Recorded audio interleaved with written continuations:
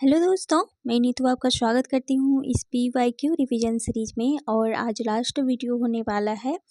तो आज 2009 के प्रश्न देखेंगे जो कि दिसंबर द्वितीय प्रश्न पत्र है। तो चलिए आगे बढ़ने से पहले अगर चैनल पर नए हैं तो ज़रूर से चैनल को सब्सक्राइब कर लें इसी तरह की वीडियो देखने के लिए, और बेल आइकन ज़रूर से प्रेस कर लें ताकि इम्पोर्टेंट वीडियो आपको सही टाइम पर मिल पाए, और अपने फ्रेंड तक भी शेयर ज़रूर करें। चलिए देख लेते हैं आज के प्रश्न को। क्या है, क्या दिया गया है कि अकरादि कर्म, लेखकों का काल कर्म, रचनाओं का काल कर्म तथा परिस्थिति प्रवृत्ति मूलक कर्म में से साहित्य इतिहास लेखन की विधि नहीं है। तो ये अकरादि, ठीक है, ये कर्म नहीं है। बाकी लेखकों के कर्म के अनुसार भी साहित्य की रचना हुई है, रचनाओं के कर्म के हिसाब से भी हुई है, और परिस्थिति प्रवृत्ति के हिसाब से भी हुई है। तो अकरादि कर्म नहीं लिया गया है, ठीक है। तो चलिए अगला प्रश्न है, शब्दानुशासन के लेखक हैं हेमचंद्र। खालिकबारी रचना है अमीर खुसरो की। सूफी काव्य का उद्देश्य था प्रेम निरूपण करना। और अगला प्रश्न है, घनानंद, पोधा, जसवंत सिंह तथा ठाकुर में से रीतिमुक्त कवि नहीं है। तो ये जसवंत सिंह नहीं है, और बाकी रीतिमुक्त कवि हैं, और मैंने कई बार जिक्र किया है।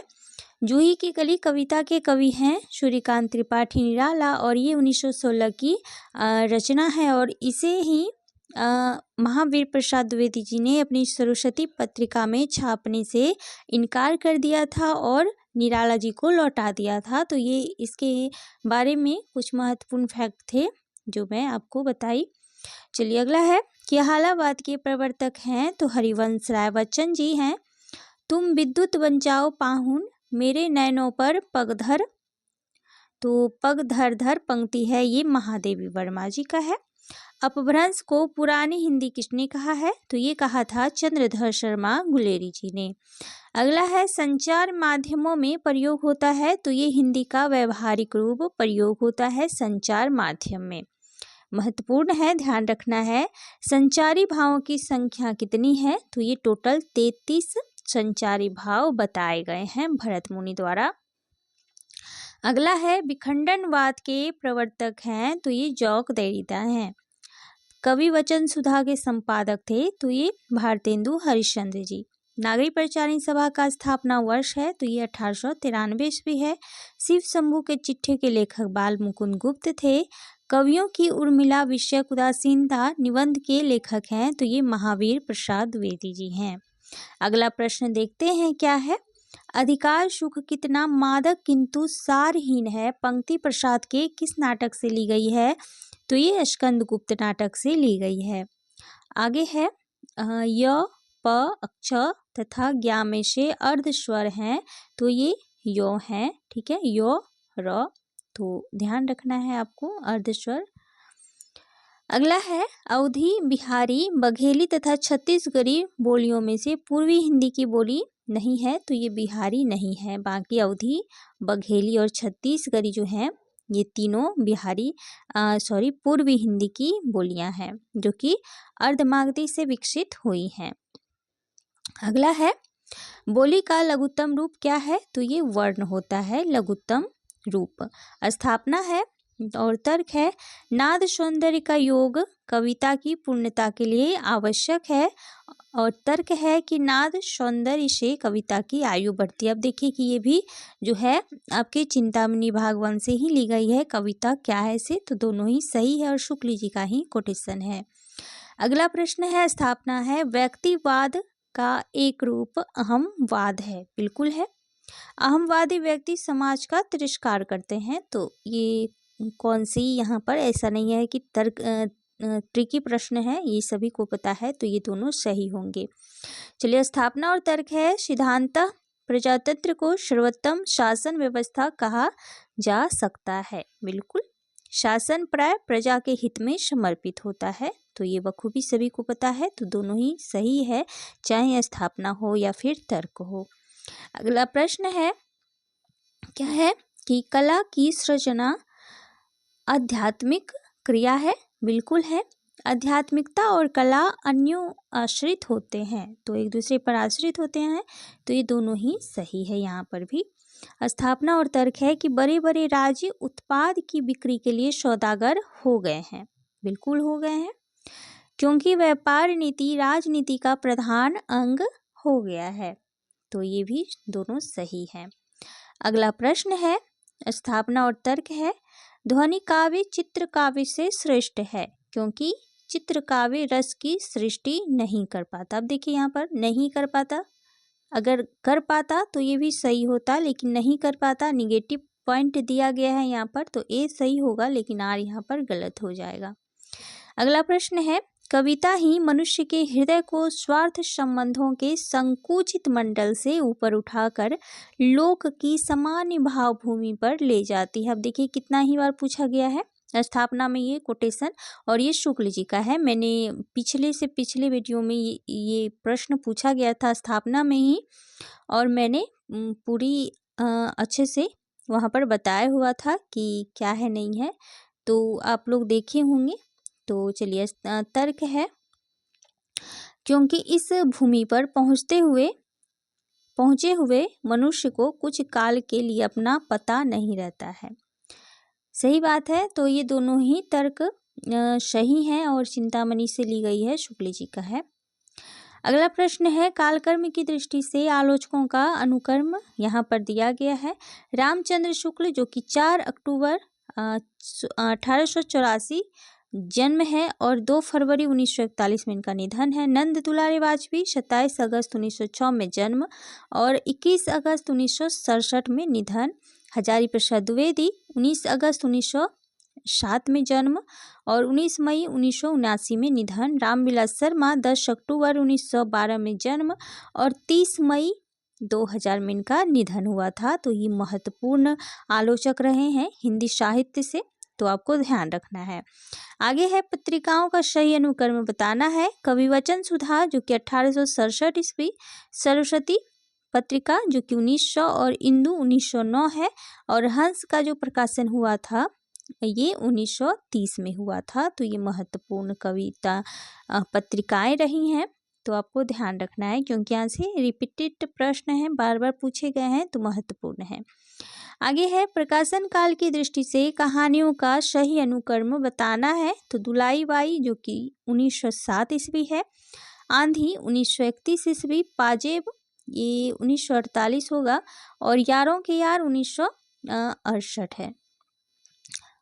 अगला है, काल कर्म की दृष्टि से निबंध संग्रहों का सही अनुक्रम बताना है। शिव शंभू के चिट्ठे 1877 ईस्वी, आत्माराम की टेटे 1903 ईस्वी, श्रृंखला की कड़ियाँ 1942 ईस्वी और विषाद योग 1974 ईस्वी।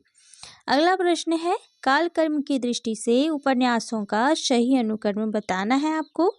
भूतनाथ जो कि 1907 ईस्वी का है, डूबते मस्तूल तो ये 1954 ईस्वी, कब तक पुकारूं जो कि रांगे राघव का है 1957-58 भी है, और अंतिम अरण्य जो कि 2000 ईस्वी का है।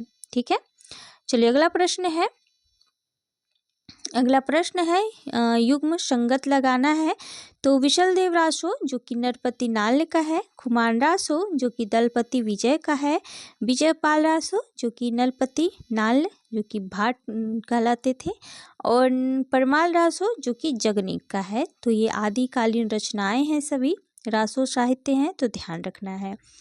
फिर वही है, युग्म संगत है तो भारत दुर्दशा जो कि भारतेंदु का है, प्रायश्चित जो कि जयशंकर प्रसाद का नाटक है, दशरथ नंदन जो कि जगदीश चंद्र माथुर का है, और कबीरा खरा बाजार में जो कि भीष्म शाहनी जी का नाटक है।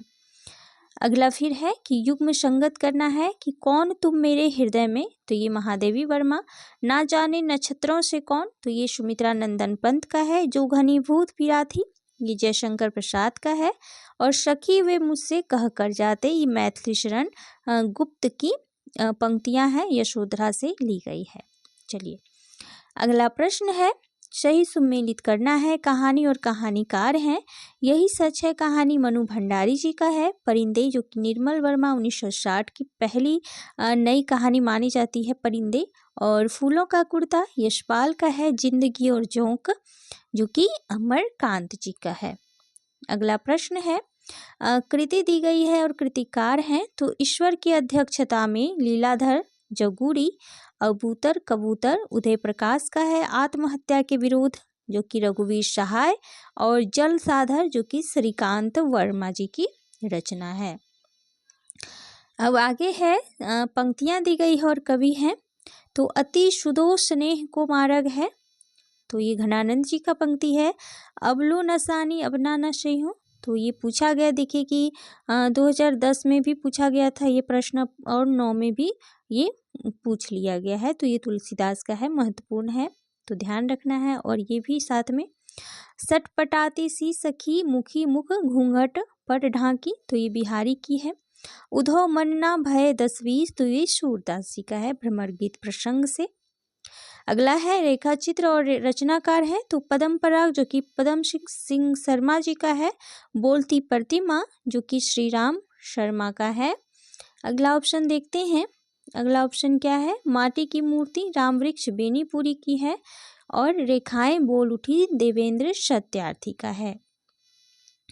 अगला प्रश्न देख लेते हैं, आत्मकथा है और लेखक हैं संबंधित, तो अन्य से अनन्या प्रभा खितान का है। बशेरे से दूर हरिवंश राय बच्चन का है, और हरिवंश राय बच्चन का जो आत्मकथा है जो 4 भाग में है, तो आपको ध्यान रखना है, ठीक है।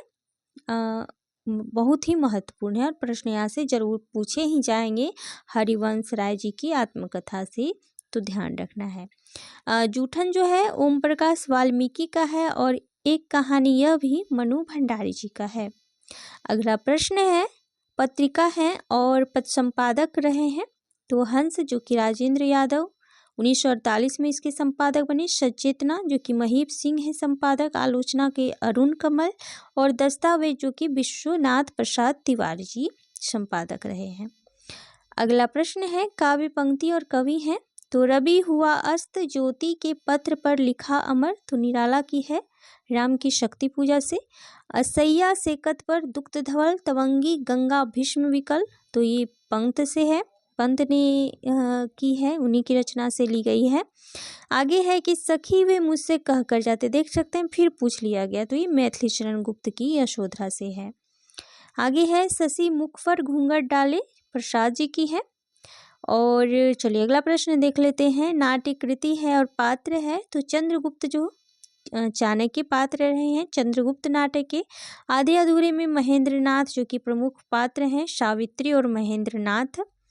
कोणार्क के विशु हैं, और अंधा युग जो कि अश्वत्थामा है।